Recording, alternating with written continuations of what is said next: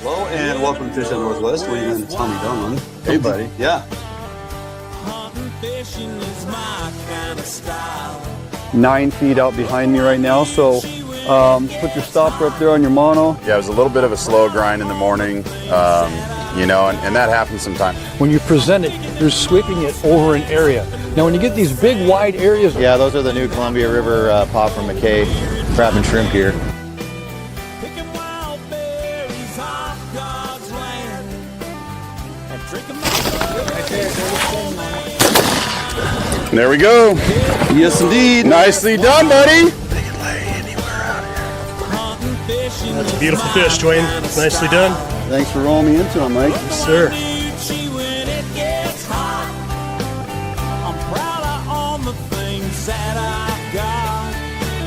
I'm digging in moss bags up in the sand, and after work a cold beer in my hand. Hello and welcome to FHN Northwest. Winning with Tommy Donlin. Coming to you live from the FHN Northwest studio located here in Olympia, Washington. I want to welcome everybody to today's program. And we got another good one, Tommy. We do. It's been a pretty interesting week. Tuesday, how about that weather? I know, that was special, wasn't it? 70 Nice to and 74 warm. degrees, depending where you're at, right? Yeah. Great day to be out on the water, which we Thought were. summer was here. Yeah, we Yeah. thought, oh, we're there. And then, did you survive the tornado getting? Yeah. Tornado I getting? didn't get a tornado or a golf ball size hail. Yeah, we did not either. I protected my vehicles because I don't have the Did shop you? built Did yet. Yeah. And Yeah, my then, neighborhood went out and stole every piece of cardboard they could find. oh, I'm sure. Oh, yeah. Yeah. I saw some videos of people trying to protect their vehicles, but when the wind Yeah. came up, it blew the cardboard Yeah, away. I'm like, right. you need to kind of strap Defeated it the down. purpose. Yeah, Yep. defeat the purpose. Hey, a little deviation from our normal here as we open up the show. Our Peak Outdoorman of the Week is a little something special. We got a birthday boy. We do. We got a do. birthday boy, the Beard himself, Jordan, All aka right. the Beard. Come on Is over. 34. Hey, you might want to grab that table. Yeah, there, look buddy, at that. 'cause, Yeah, go set that look on there. At this. Look at that. Look Mr. at this. 34 years We're gonna old, turn that and that way. I Now- reminded Now him. there's more. Oh, here we get that done. Look at that. Tommy, you gonna sing to Look him? we are going to sing. This We is are your gonna Peak sing. Outdoor Moment of the Week. Yeah, Oh, brought to baby. you by Walmart Cake. So there Already. you go. Happy Happy birthday. birthday We don't have time to to sing the you. whole thing. but- Thank you guys very much. yeah. Yeah, I love you, brother. Oh, there you go. Yeah. Yeah, back to work for you. All Yeah, right, there right. we go. Everybody wish That's Jordan enough a of that. happy birthday. So good He almost cried. Did to you see see him. that? Yeah, a little tear in his I eye. know.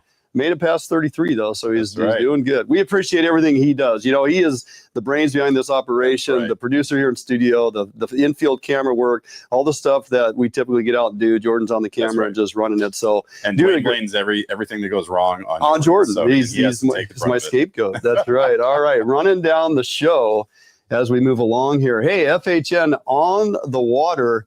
Crappie fishing with buddy Steve Kramer. A little something different we're excited to bring to you. Parts 1 and 2. I think you're going to enjoy that. Get the kids in front of the TV because this was a lot of fun. And then we rolled that into a catch and cook. Crappie sliders. Tommy, ever done that? Perhaps a recipe that you may have not thought about or heard about, but absolutely need to give it a try. And then bringing back to the program, WDFW, Ed Eleazer, Region 4 Fish Program Manager, Puget Sound Rivers with issues. This is an ongoing for us and one we bring up from time to time. Well, the Wild Chinook continue to struggle, and we're going to delve into some of the reasons why. And then part 2 with Ed, what has been done in that region particularly, and what needs to be done, and is there actually hope in the future we can bring back some of these wild fish? Then, of course, we'll kick it into some announcements and opportunities. Want to remind you all about our up-and-coming kids, 5th Annual Kids Trout Derby. And gosh, we got a number of dates for clam digs. And then we got a little bit of discussion on some blackmouth opener coming up on Area 10 and 11 blackmouth opener just around the corner almost here. So lots to look forward to. In that regard, I'm really excited about that blackmouth opener, which we'll Yes. discuss a little bit. The tides are a little bit interesting. Yeah. I'm interested to see the size of fish, you know, because we keep pushing it back, pushing it later, right? In hopes that we stay away from those sublegals. Yeah, for sure. So Yep. And as we know, spring Chinook are entering into our That's Puget right. Sound waters. that's right. And we have, you know, spring Chinook destined for the White River project there on the Puyallup estuaries. And we Mm-hmm. have other springers up north. Skagit, you know, gets a decent springer run, kind of. Mhm. But That being said, those fish are in that central Puget Sound region kind of milling around. Yeah, they are. So we're blackmouth fishing, but if you get a mid-teener, Yep. it's probably not your 3 or 4 year old local residential blackmouth, right? Right. Yep. And sometimes those Canadian fish get lost too. They do. They do end up bump down in for a here, bit. so. Yep. And so we have that going on, which I'm very curious to see how this is going to come together. The fact is, so many people are anticipating this because we've been pushed off until an April opener. Yep. The participant rate that day, there's going to be a lot of folks calling into sick on April 2nd, Wednesday morning. Labor loss will be high. Yeah, Yep. we got a little rain in the forecast, a little bit of wind, and then, of course, we have the tides and whatnot. But nonetheless, it's going to be a great week next week, and Herzog will be joining us. Yeah. He's going to fish with us on Wednesday. He's going to join us on the show next Thursday, so mark that on your calendars. Herzog, the general, is going to be back, and then we're going to fish Friday again and try to make a full week of it. So, Beautiful. all right, jumping out for a quick break. We come back. We're taking you crappie fishing with our buddy Steve Kramer right after this break. The new leader in heavy gauge aluminum boats. Allied boats have standard reverse chine and lifting rakes to help you plane faster and run at lower RPMs. Allied boats have several models to choose from, ranging from a 19-foot Mustang all the way up to a 32-foot Liberator.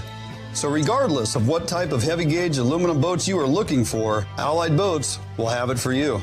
Contact Allied Boats today to learn more about these incredible fishing machines.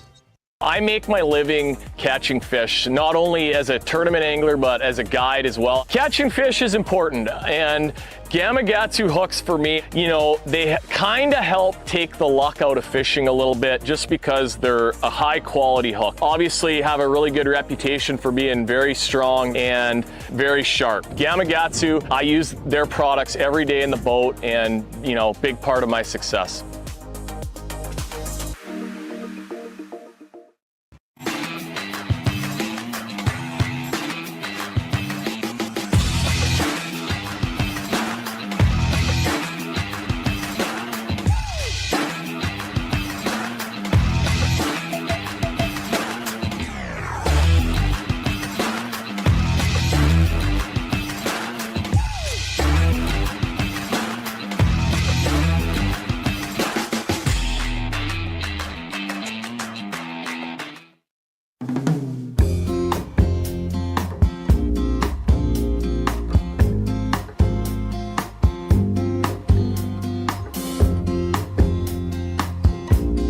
Here for 50 years or something, and he said there's probably 40,000 crappie in the end of this canal. 40,000. Guys are snagging them. Guys come in with steelhead jigs and no float, and they just twitch them, and they get a limit like 5 minutes foul hooking them. You couldn't ask for a prettier morning, man. Yeah. I am very impressed by how it panned out.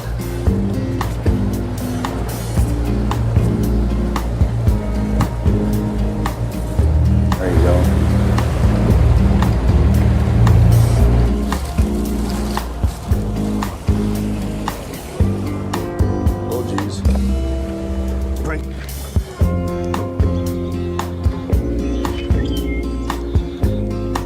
He's got one right there in front of us. Got one? Oh yeah. The boat? Oh yeah. Yeah. All right, well here we are. Hey guys, Dwayne Ingram, Fish Hunt Northwest, and we're out here on the water with my longtime buddy Steve Kramer. Some of you guys recognize him. Look, we're not talking blacktail today. We're not. And we're not talking steelhead. Nope. We're out here creeping along this. This almost looks like a pond, Steve. It feels like a pond. It feels like a pond surrounded by some homes, but we're on a real shallow lake, and today we're actually going after some spiny ray. Got some little jigs we're going to be throwing out here. You guys will see what we're going to do. We're going to get started and I'll bring it to you. Here we go. Come on, Crappie. I know. We should have had one or two by now. One or two. Which we're going to hammer. I'm not worried about it. But, yeah. But we should have had a couple by now. Oh, there we go. There we go. There you go. Crappie. Look at that guy. Ooh, that's a good one. Get in the boat. Yeah, that's good. There we are. First crappie. Little pink jig, little pink and black. Yep. And the color, look at the purple on their back. Yeah, that's crazy. Blues and purples. Yep. Here, Where are we throwing these bad boys? I'm going to turn the live well on, and I don't need to measure that one. I'm going to get the measuring tape out. What'd you say? They got to be 9 inches? Yeah, he's easy keeper. Yeah. Easy. Yeah. Easy keeper. Easy keeper. 10-incher. How about that? Nice chunky crappie. Starting off good. There we go. Oh, Kramer's. Oh. Bobber down.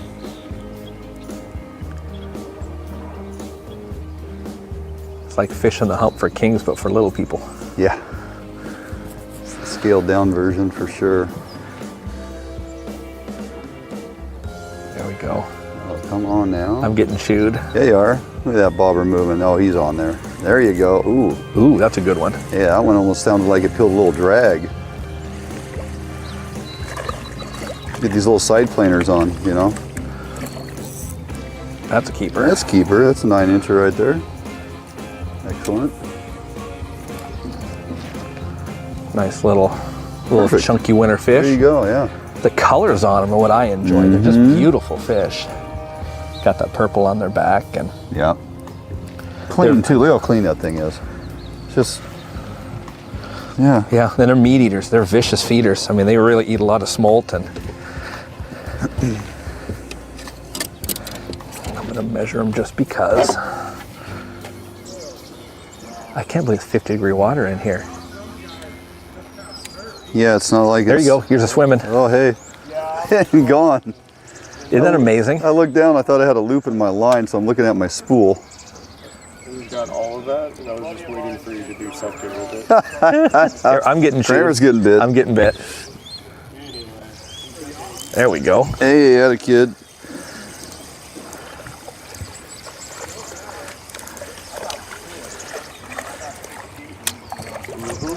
Yeah. That's a keeper.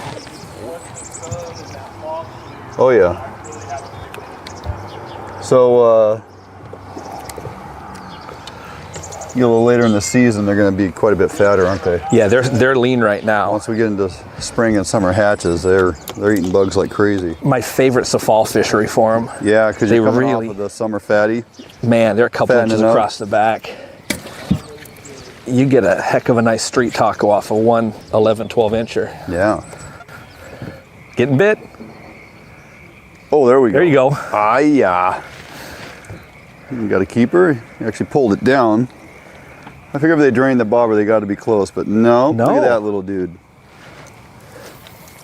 Now they're spiny ray family. Look at this. These they look soft. Well, when you rake them down, they are, but boy, they can get you good. So you always want to take your spiny ray and go from top down. Oh yeah. You want to teach the kids that when they're young, so they do it right, or else once they get a barb in their finger, they probably don't want to go back fishing. Way back. You know, if you want to extend the fight on these things, Kramer, you just need to cast it like a quarter mile. I like the idea of hooking one and then turn the camera on. You know. This might be a Ooh, keeper. that might be a keeper. Huh? Ooh. Look at that guy. Yeah, I'd measure him. He looks good. Oh, Nice. Yeah. This size of that Oh, head. yeah. That's a good one. That's a good fish. Yeah. Now we say good fish, I mean, It's all relative. it's all relative. Like these crappie, they're all relatives. Yeah, they are all They have relatives. to Ha be. ha. Uh-huh. There you go. Look at that. Yeah. That is a good sized crappie. We'll measure him. He might be close. Where's that little? He'll be legit right behind you on the dash. Oh, yeah. But look at the head on that thing. Drop this in here. Oh yeah. Oh, yeah. It's a 9.5 inch. Is that a scratch? Is his tail chewed up? A little bit. Interesting. A little bit, yeah. Let's see how we're doing in here in our community. Oh, they all face in the same direction? Yeah. Yep. Tucking underneath the. I find that weird. They always face the same way in there. Yeah, they do.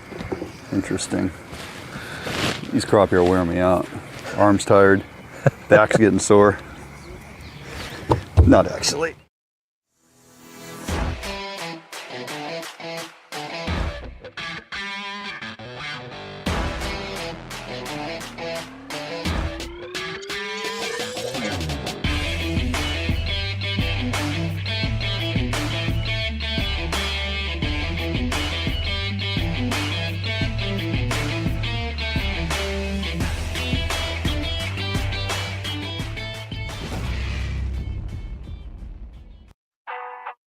All Defiance boats are built without any structural wood materials. That is why all boats are backed with a lifetime warranty.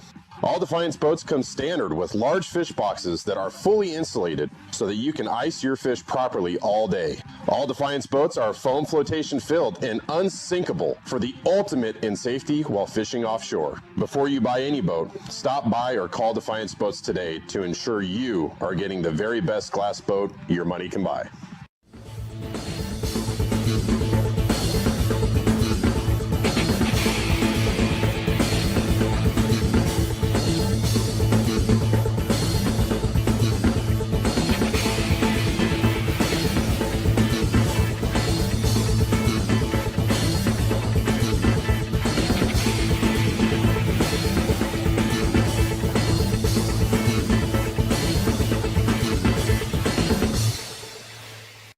Start your outdoor adventure at Sportgo and Outdoor Emporium, 2 locations with the best selection of name brand outdoor gear at affordable warehouse pricing. Over 60,000 different items to fit in your adventure, like Gamakatsu fishing gear, premium grade high carbon steel hooks, Gamakatsu custom designed fillet and boning knives to tackle and storage containers. Gamakatsu, simply the best. Maximize your outdoor adventure with the right gear at Sportgo and Outdoor Emporium, Fife and Seattle. And yeah, so we're using different floats today. I put on one of these stemmed floats, which in theory, when I pull a little tension on that, the pendulum effect here, you know, it kicks the bottom quite a bit, which puts a lot of movement on that little jig. 18 or so inch leader, little sliding egg sinker, sliding float, fishing about 3 feet deep, and just a little crappie jig, just a little black and chartreuse, 16-ounce head. And yeah, they go after it. It's not rocket science, but it's a lot of fun. All right, let's get some more. We got some sliders to make there, Kramer. Yes, we do. I cast over you. It's no biggie. It's competition. You know. This is serious business. It is a serious business. Oh, look at that. Come on. Oh, man. I love when you miss one. You're as disappointed as when you don't stick a good hook into a steelhead. Yep, exactly. You're like, oh man, another one. Ooh, yeah. Mm-hmm. You can tell by the size of mouth. Mm-hmm. Mm-hmm. Huh? Sandwich in a crappie? Always when you're eating a sandwich. Yeah, perfect. A keeper. All right, let's see if they boil when this hits. Look at them surfacing right back here. Oh yeah, look at all them little. Just kind of seeking out this shade now. You know, they've been under cloud cover for days. Now we got sun hitting the water. It's not like it's gin clear out here, Steve. Mm-mm. I mean, it is murky. You would think we were fishing somewhere in the south. Crappie, murky water. Yeah, you're 4 feet of water. You can see down about a foot. Yep. Maybe. Oh. When the float dances around like that and you miss on the hook set, you suck. Suck at crappie fishing.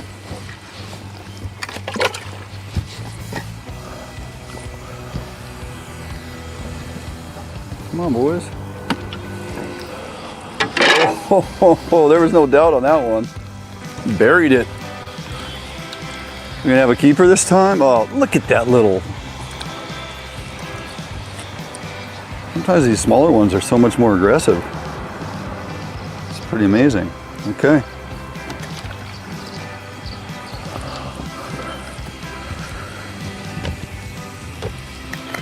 Such a great opportunity, and bring the kids out and do this. It's not like you're catching a bunch of trash fish you're just throwing away too. I mean, I'm gonna show you a few recipes on how to cook these up, and absolutely delicious.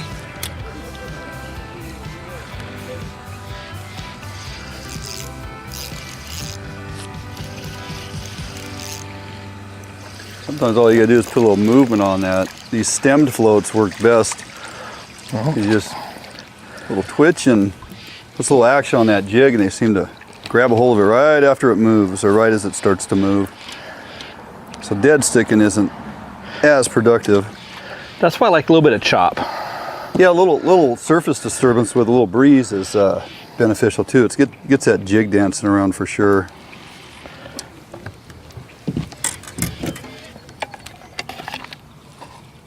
Ta-da.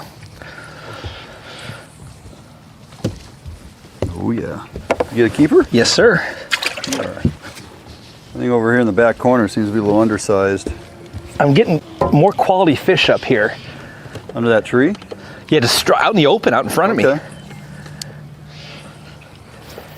I've had 2 keepers and 1 1/4 inch shine, 3 consecutive casts. But doesn't mean that school's not going to leave in a second either. Yeah, they definitely stay on the move. There we go.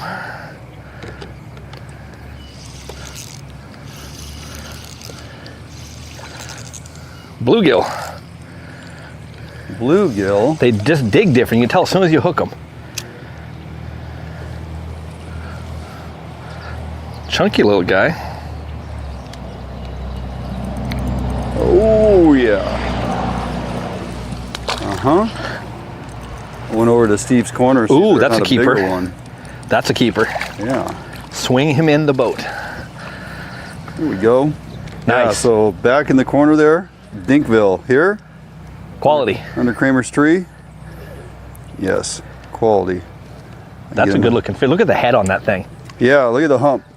It is a humpy year. Odd year here, so. Now that fish in October would be 1/2 pound or better heavier. Yeah, he's got a good sized noggin on him for sure.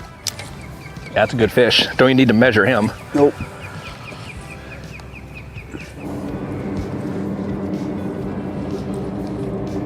All right, Kramer, so that's kind of a wrap.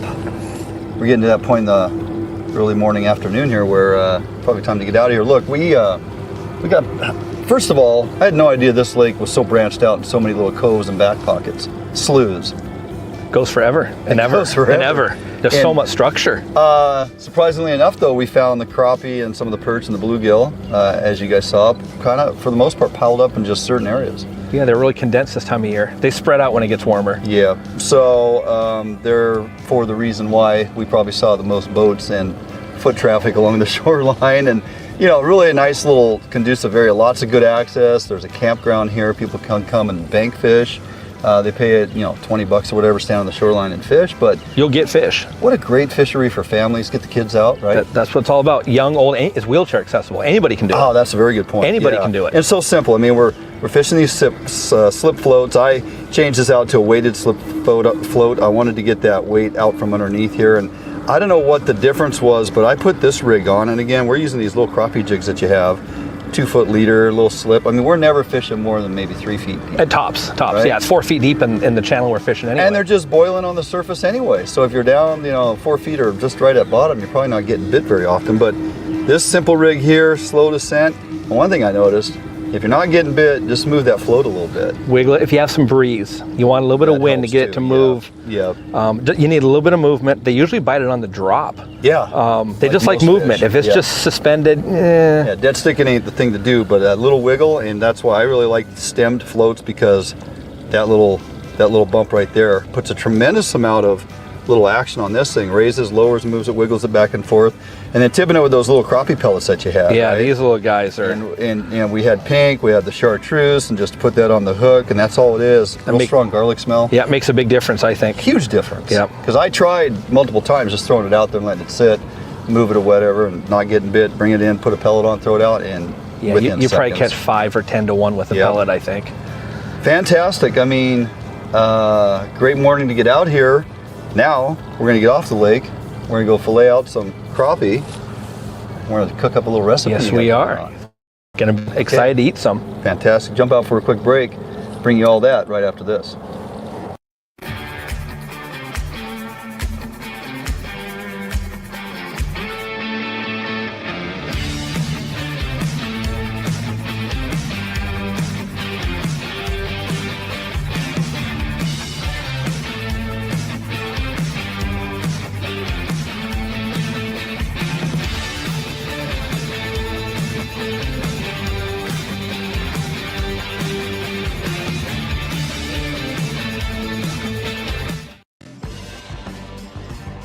Defiance Marine is the one-stop shop for the Pacific Northwest angler. Defiance Marine guarantees the best price on a new and best service on a repower for your current boat. Defiance Marine is a Honda Premier dealership and one of the largest on the West Coast. Defiance Marine is a boat dealer who proudly sells Defiance, Allied, and Arima boats. All boats are built by West Coast fishermen for West Coast fishermen. Defiance Marine has all your boating needs to help you get out on the water.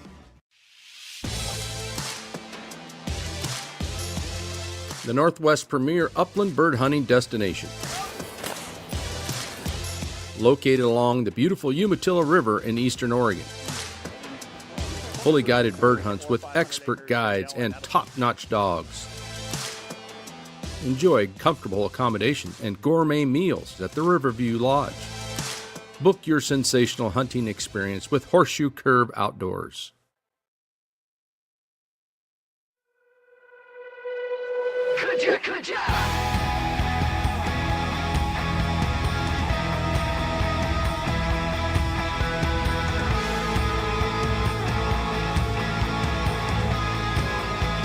Yep, got the New Orleans fish fry. Got the fish fry. Yep.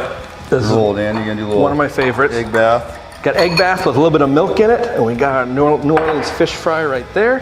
We got all our fillets all cleaned All and our washed. nice pretty fillets. Yep. Mm-hmm. So I give them a nice little dunk. And I coat them real good, which you can put them in a Ziploc bag and give them a shake, which is another nice way to do it. It's a little cleaner. Yeah. But we're not worried about that. Right? We're not. No, we're all about efficiency. We're just gonna bang these out. Been fishing all day and we are hungry. Mm-hmm. Get the oil going. Yep, oil's gonna be preheating while we're doing that. Mayonnaise versus butter. Yes, in my opinion, a lot better. It has a lot more oomph to it. It's I don't really know how to explain it. Well, it's better than butter. All right, here we go. Mayonnaise is on. Pan is hot. You can hear it like right now. Mm-hmm. Again, just like butter, but that's it. Better, right? Better. Significantly better, in my opinion. Yes. You know, you want really richness to go with the flavor of the crappie. For sure. And that's why I keep it real simple. Just cheddar cheese, crappie fillets, with that Louisiana seasoning, and the grilled mayonnaise buns, and that's it. I don't get too wild with it. Okay, so this, getting just a little bit of brownness to them. Not quite yet, but real close. Real close. I like these King's Hawaiian. Safety glasses. Always cook your crappie in the safest way possible, even if a fireman's here, you know. So you put the safety glasses on. Safety glasses on. Have a little bit of. You got a pair of tongs or something? Yes, I do. Turn those over. Oh yeah. Yeah. I don't want you reaching your hands in there. I won't do that. I just do that with the buns. Oh, gotcha. Yeah. Oh. Keep your eyes back. Okay. Yeah. Here's our crappie breaded, ready, and here we go. These are gonna cook pretty quick, I think. Really quick. Not real thick. Nope. A couple of those turned out okay. But real yummy. Oh, for sure. Yeah. Arguably one of my favorite foods. Oh, that one fell. Well, I gotta buy a dog now. You need a dog. Yep, I do. Wilson would have had that thing gone. Man, you sure brought him with us. Before it hit the ground. Just pile them nice and high, and a little tartar on here. Little tartar on there.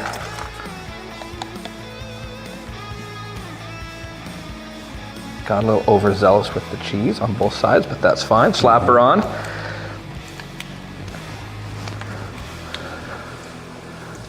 There we go. Come on tight on this, Jordan. On this? Really?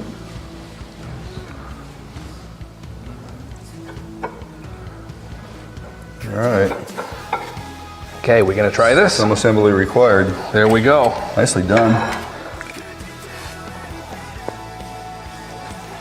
Oh. Woo. Woo. Hot. Mmm.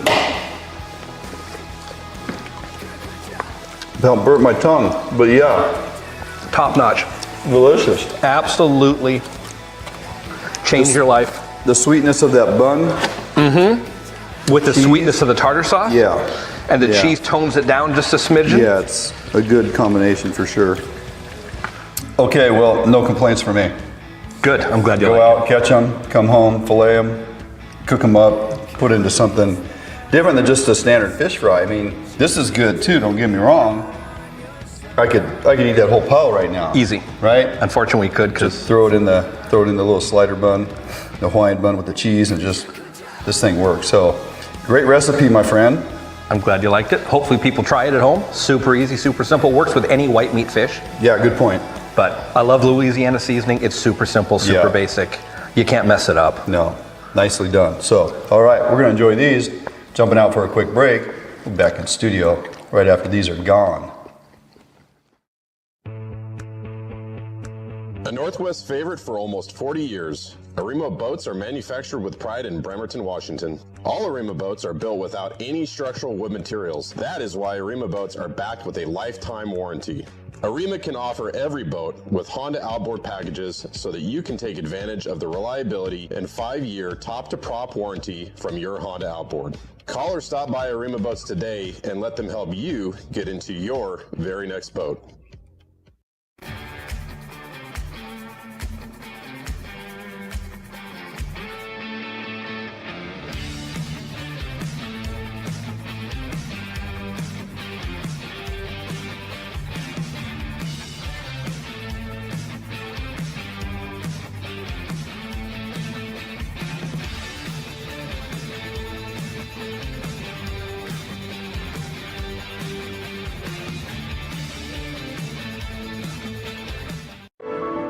You haven't been here, but you know it. You've heard the sounds, smelt the air, and seen where your heart lands, if not yet.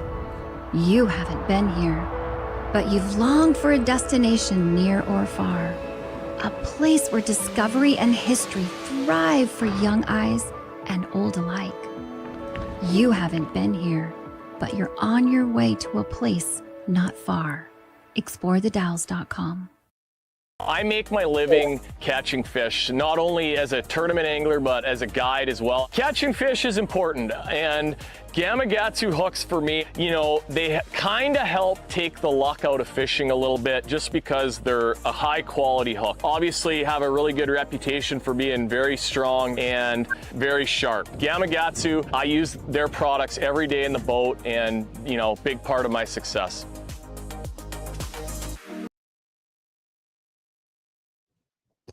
All right, welcome back here. What'd you think? Dude, that's pretty awesome. So, I mean, I caught crappie when I was a kid, sure, you know, and growing up and going back to the farm in Nebraska on the farm ponds, you know, but I can't remember what they taste like. How would you compare that to say like a saltwater fish? Is it like a bass? I think the freshwater white meated fish are a little sweeter. Okay. Like, you know, people really catch and release bass, but like where we used to live on Summit Lake, there's so many smallmouth. You get them smaller ones, 10, 12 inches and stuff, you know, and filleted a few of them out over the years and ate those. Is very sweet, very non-fishy, right? And very, very clean. So probably not as firm as a lingcod or a bass, right? A no, bit softer, but probably not as soft as like a black cod. Yeah, but they fry up fantastic. You know, you want to grill them and stuff. You want to do some type of batter and just fry them up. But yeah, just, you know, a really good time. Kids will have a blast doing it. You can fish them, you know, throughout the year and whatnot. And Kramer had some good points there on some time of year to go after when they're nice and fat, which is after the spring and summer when they've been feeding a whole bunch. So, all right, moving on from crappie, we got to get to some salmon talk. I want to welcome back to the program. It's been a few months. Ed Eleazer, Region 4, WDFW Region 4 Fish Program Manager. And glad to have you back, Ed. It's been a bit, and welcome to the program. Glad to be here. Absolutely. So you and I have spoke a couple times here, and I wanted to kind of take some time and pick your brain, drill down on. We got some problematic areas throughout Puget Sound region that keep coming up year in and year out. Look, we got 52,000 more hatchery Chinook coming back this season than we did in 2024, although our wild numbers are down. And so as we work through the North of Falcon process, we know that these diminished wild runs continue to impact our opportunity on the water to go after the abundance of hatchery fish at times. And so, you know, crafting seasons can be complicated for fish managers and co-managers. You know, there's been a lot of work done, millions of dollars spent up in that particular region. We're talking about the Snohomish, Stillaguamish, Skagit, Nooksac, kind of landed on the radar a couple of years ago. You know, have we identified truly what the problem is? With all the work that's been done, do we kind of know what some of the issues are that are preventing our wild fish from coming back in that region? Yeah, that's a really good question. The more I think about that, it's not just affecting our region, it's affecting everywhere. Yeah. The climate's changing. I think about like the coast, right? those rivers are surrounded by a 1 million acre national park, pristine habitat, and they're in the Chinook and Steelhead are now facing an ESA listing. Yeah. And so it's a challenge not only for the North Sound rivers, but all rivers in Washington. But so obviously you've got that environmental impact, right? I would say it's probably harder to model that or harder to determine that expectation there. But when you look at all of the projects that have been completed, to revive all of that habitat, right? And no small amount of funding either. We're talking millions here that have been put into bringing back the habitat. What, Ed, is your expectation for the results, right? So we made an investment. You have obviously multiple factors here. Habitat is just one of those factors. Are we going to see these runs restored, or what are your thoughts? Yeah. My thoughts are, it's going to continue to be a challenge. If I'm thinking about like the Stillaguamish, if we haven't, spent all those millions of dollars and repairing some parts of the estuary and habitat restoration, that population would probably be doing worse. And, since we put all our efforts in the Stillaguamish, now Nooksac's popping up and Snohomish is popping up, and we're putting efforts there too. And I think about the Nooksac, particularly, 10 years ago, we weren't investing that much money in habitat restoration. But in the last few years, we've been spending tens of millions of dollars every year on log jams and, estuary restoration and everything else, which is not, going to be a small thing in the future. It's going to be benefiting these fish. It's just going to take a while. Sure. Yeah, I think that's probably the key. Is it's going to take time, right? It took years to dismantle it. It's going to take time to rebuild it. And I think you're right. The build back of the habitat. We've heard habitat for years, and to see the work that gets done is pretty impressive. And so we have a lot of that going on. I want to kind of change gears here and talk about genetic coding and kind of recognizing what we're dealing with here. So each one of those rivers that I mentioned previously, has a certain genetic strain of Chinook that return. And in your words, on some of these rivers, they have multiple genetic strains that have been recognized. Are these truly wild or so-called native fish, or have most of these Puget Sound rivers been, kind of a play on words, but watered down somewhat in the genetics based on the years of seeding these rivers with all them Green River hatchery stocks? Do we have a lot of mixed genetics on these, or do we still have a predominantly recognized genetic strain specific to each river? Yeah, it's a great question. And, we still have that strong genetic signature. I think about like the Columbia, upper river brights and Tules. Tules definitely don't go way up in the Columbia. Right. They're lower on the system. And the same thing with Green River, fall Chinook. Yes. Sometimes you find them lower in the systems, but they're not way up. Like on the Nooksac, where we find the South Fork Spring Chinook, or in the Skagit, in the Cascade Springs, we never find fall Chinook up there. It's just there is some mixing of those genetics, but typically with the Green River fall Chinook, like you're talking about, it's with more of those fall Chinook stocks. Like in the Skagit, we might see a little bit of mixing, but there's the genetic signature is still strong. Pretty pure then, pretty strong, high percentage of what was originally there, correct? Yeah. I mean, those fish, evolved to the systems for hundreds, thousands of years, and so, yeah. Gotcha. Right on. So not a lot of Irish in their blood. Yeah. All right. Hey, so, of these river systems, I'm curious, which of the aforementioned rivers that Dwayne spelled out there, which of these have hatchery programs, Ed? Every single one of them, and I'll just, Nooksac, we have South Fork Spring Chinook Broodstock program. We have North Fork Spring Chinook program. We have Coho Broodstock program, Chum, and looking at Steelhead and thinking about the Skagit, same things. Like almost every stock, we have some type of a broodstock program to keep these populations going, and bringing back some, like you said, we got 50,000 plus extra hatchery fish, and it's all through that production. Yeah. Awesome. All right, we're going to take a pause real quick here, Ed, and jump out for a quick break. We come back, we're going to delve into a little deeper on the broodstock programs and what the future holds. So don't go anywhere. More with Ed Eleazer, WDFW. We come back after this break. You haven't been here, but you know it. You've heard the sounds, smelt the air, and seen where your heart lands, if not yet. You haven't been here, but you've longed for a destination near or far, where the young and old find rest and excitement, not apart. You haven't been here, but you're on your way to a place not far. ExploreTheDalles.com. Yep, for sure. Oh yeah, big fish. Yeah, buddy. Nice fish. Beauty. Gorgeous fish. Bobby's on the board. We got a good one. Oh, yeah. Oh, No, geez, come on. nice fish. Nice fish.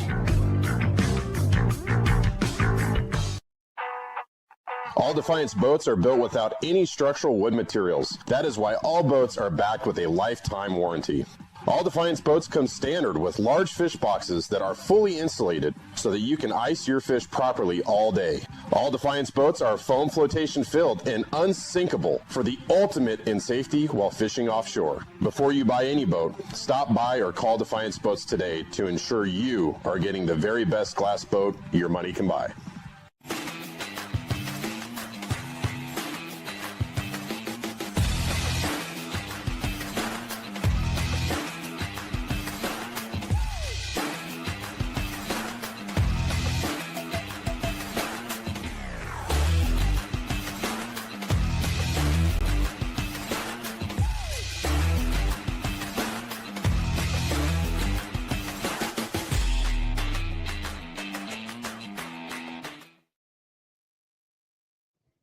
All right, welcome back here with Ed Eleazer, WDFW Region 4 Fish Program Manager. And Ed, before the break, we kind of dipped a little bit into the broodstock programs and some of the successes. You even mentioned coho broodstock program. So looking at the problematic rivers that I kind of listed out at the start of this, moving forward, I mean, the footprint's kind of been laid out there. You know, I discussed at length the major success on the Snohomish system and others with the chum broodstock programs and how beneficial those have been.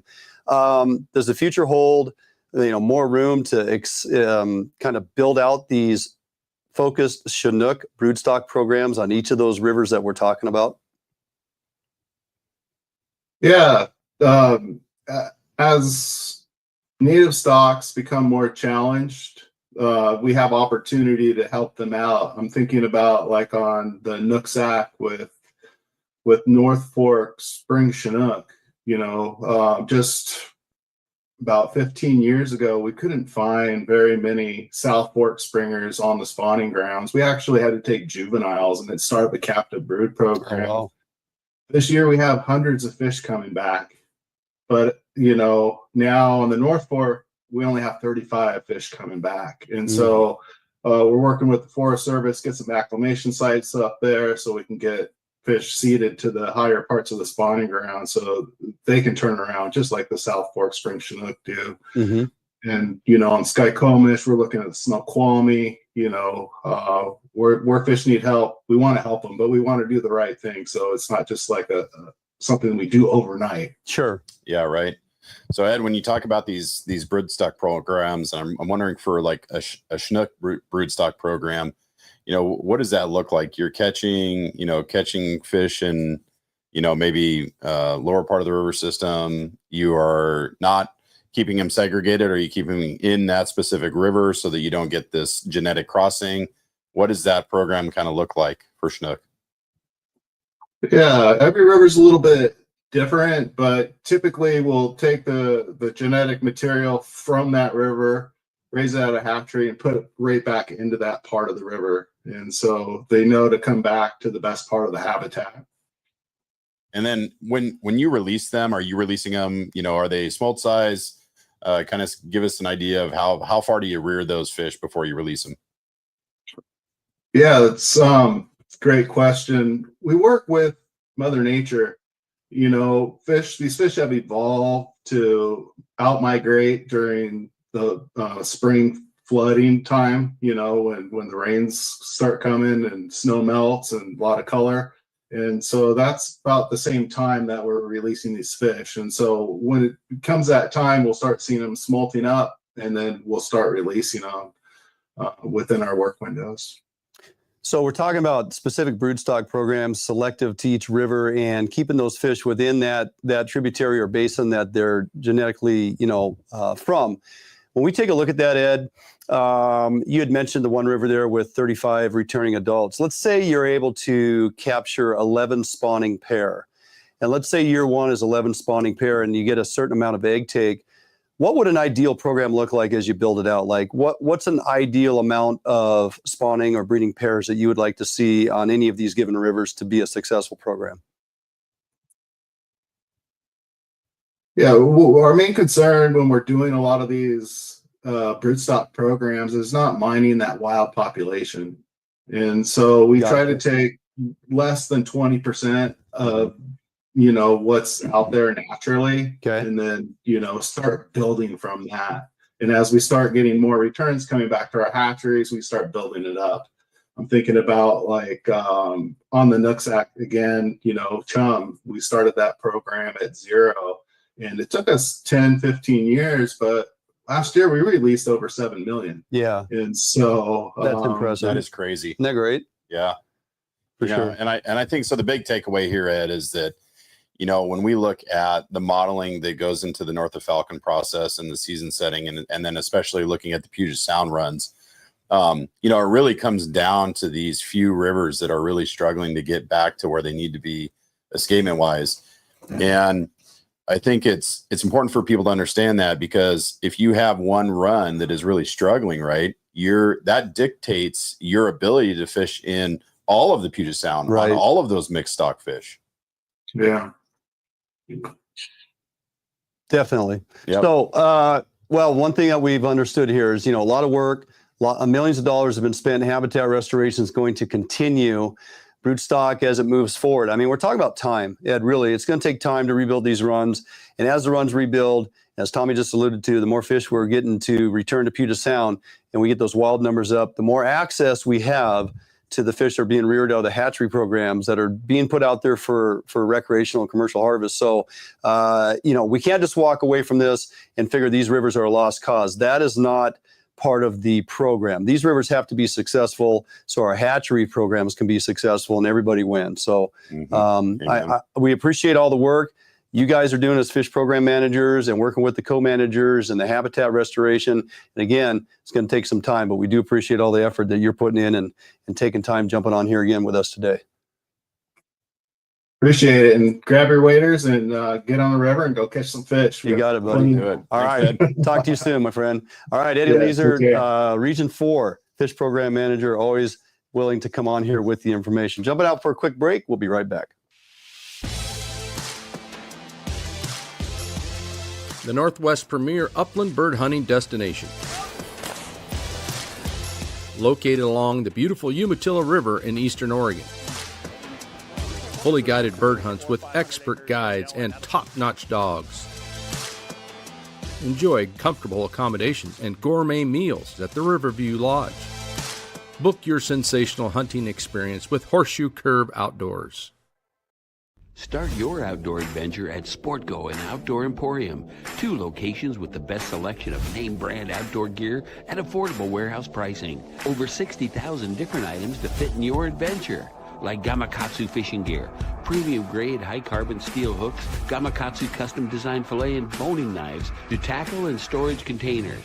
Gamakatsu, simply the best. Maximize your outdoor adventure with the right gear at Sportgo and Outdoor Emporium, Fife and Seattle.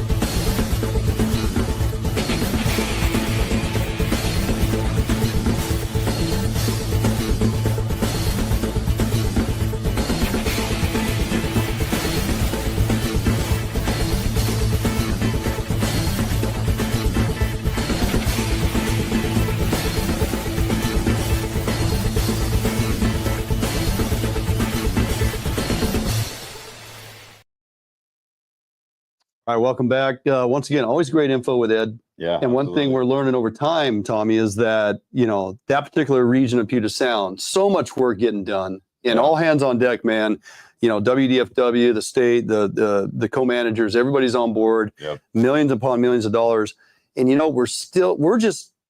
our lifespan right now is we're in the midst of trying to recover from all the damage done in the 40s, 50s, and 60s. Yeah, right? Yep. And that includes all the logging, all the industry, all the things done, the rivers dredged, the rivers dammed, all the things that were done clear back in the 40s. And so, it took years to destroy it, and it'll take much longer to rebuild it. Yeah. It's going to be even tougher if we don't address all of the factors too. For sure. Yep. And again, as I kind of mentioned, it's not just we're done, we've wasted too much money, we just got to walk away. That is not an option. No. And so we want to see those wild fish rebound so that we can have access to our hatchery fish. Right. That's the name of the game. Yep. All right. Hey, reminder, once again, yes, coming up, it's going to be here before we know it, the 5th annual Fish Hunt Northwest Kids Trout Derby at Summit Lake. This year, as I mentioned, it's our 5th annual. It'll be held again at Summit Lake. The awards presentation and weigh-in and all that is at the Summit Lake Community Center. The date for this year's event is Saturday, May 17th. Daylight start for you to get out and fish on the lake. Participants must be in line by 11 a.m. for weigh-in. We're anticipating up to maybe 200 kids this year, Tommy, ages of 14 years of age or under. We once again are teaming up with Mission Outdoors, who will be providing all the food to include breakfast and lunch, all for free. Puget Sound Anglers Gig Harbor Tacoma chapter providing a kids trout pond that we're going to have located at the community center for kids 5 and under. Can fish the trout pond if they choose and win fantastic prizes. And Thomas Donlan can attest to that. Bank fishing, there is access at the boat ramp along the shoreline there, though space is limited. Many people show up in their own boats to get out and fish. That's kind of what we do. And once again, this year we have the Washington State Guides Association who is on board, and we're loading boats with kids and chaperones, so to speak. Email us, fishhuntnw at gmail.com to get your children signed up on the list. We want their names and their ages and their attending adult to go out with them. We'll have multiple guide boats. You can get the families and the kids out there in the guide boats. They take you out, get your limit, bring you back in. They'll take the next rotation of folks if our list is that long, and it's starting to grow. So don't waste any time. Email us with your name and the name of your children and their ages, and we'll get you assigned to a boat. And we'll continue to put the information out there because we want to have high attendance. We got a lot of volunteers signing up this year. We have a lot of donations coming in from companies and persons. Cannot even be thankful enough for how many people are jumping on board to support this event. It's going to be the 5th annual. It's going to be the best one yet. Really excited. Looking forward to that. Yep. Tommy Jr., he's asking, how many night times do I have? How many more wake-ups until we get to fantastic. do the Trout Derby? And he's ready to leave the trout pond behind and get out there on a boat with Kratzer. So him and Hervey Jr. are going to go at it. It's going to be great. Such a good time. Yeah, really looking forward to it. That's not the only thing we got going on. We got some clam digs coming up. It is spring. And it is spring. And as you mentioned before the show, we were kind of chatting it up, springtime digs means some daytime digs. And they are coming, right? And so the first set of digs we got March 26th to the 28th, and it's looking like those are going to be the evening digs. And then we got another set, March 29th, April 3rd, and that is going to be your morning digs. And so, check it out. Long Beach, Twin Harbors, Moke Crocs, Copalis. And I would say, the best way to really get a feel for when it's open, WDFW does a great job of getting the information out there, telling you exactly which beaches are open, when they're open, what the low tide is. You got to sign up for their mailing list. You'll get an automated email. It'll tell you. So easy. It gives you about a week advance, I'd say. I started seeing them a couple days ago. So keep that in mind. Get out there and get some razor clams. Yeah, because they flip the beaches. It's not all 4 beaches open all the time. They'll move it back and forth. And on any given day, it's this set of beaches versus tomorrow's this set of beaches. And so, as Tommy said, man, just sign up on WDFW website, get the automatic. Or you go to their webpage, go to their news, click on the news link, and it pops all the recent articles and information that they have. It's right there at your fingertips, and that way you are ensured that you are digging on the correct beach. And I'm still seeking redemption. We're going. I decided to go last year at a small craft advisory. Yeah, not good. Go well. No, we're going to get out on a spring morning with the kids, and Harper loves it, and Thomas will love it, so we're going to get it done. So, all right, we'll jump out for a quick break, come back and close it out. Allied, the new leader in heavy gauge aluminum boats. Allied boats have standard reverse chine and lifting rakes to help you plane faster and run at lower RPMs. Allied Boats have several models to choose from, ranging from a 19-foot Mustang all the way up to a 32-foot Liberator.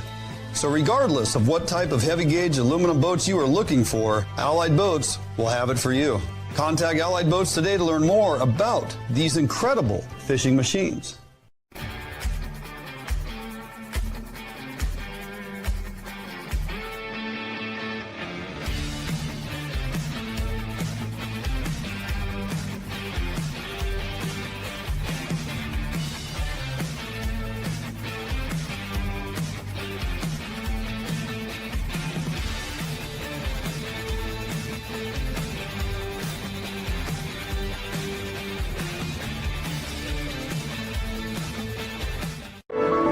You haven't been here, but you know it. You've heard the sounds, smelt the air, and seen where your heart lands, if not yet.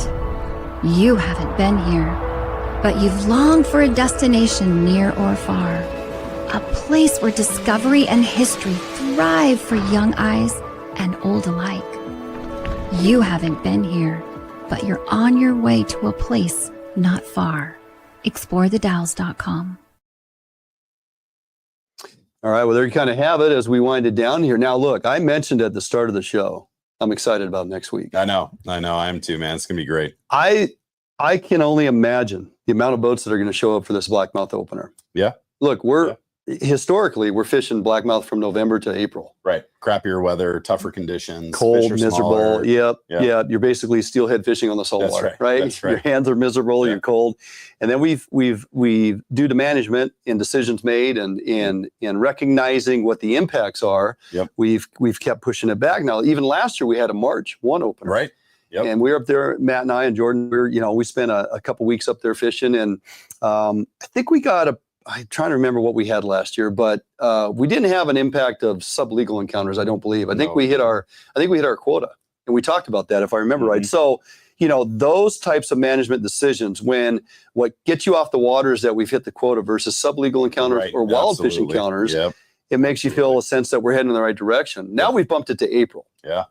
And because we truly want to target what we're truly targeting. Right, exactly. And if we can stay off the sublegals. Good results in March, April should be better, right? You would think so. Yep. And everybody's really excited. And, the buzz is social media and otherwise, and folks talking. Look, it's not a hidden secret. We all recognize the opportunity to have bigger, migratory fish coming through at that time of year. And who doesn't want to get excited about that? Yeah. And we've had people pent up inside off the salt for many, many months now, and all the internet warriors are going to be stopping their fight and getting onto the water. Look, we have a small contingent of participation out here in Area 13. Yeah. And there's a few areas where you on a given day, like Tuesday. Yeah. It was either, do we go back to Area 13 and continue to do what we've been doing, or do we go out and just play around with some crappie and give the saltwater a break for a week? And it was a good decision. We had a lot of fun. I think people enjoyed that. Yeah.